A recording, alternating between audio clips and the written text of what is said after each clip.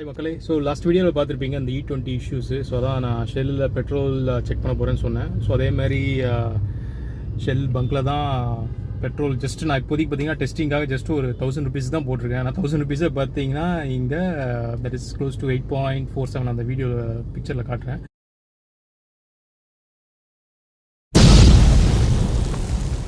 So I close close to 8.47 litres. But அதுவே பார்த்தீங்கன்னா 117 that is normal petrol. நம்ம normal பங்க்கில் that is BP HP Indian ஆயிலில் போகிறத விட இங்கே 17 ரூபாய் அதிகம்.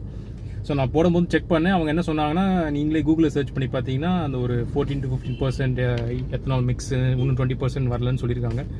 ஸோ அதுதான் நான் போட்டிருக்கேன், பார்ப்போம்.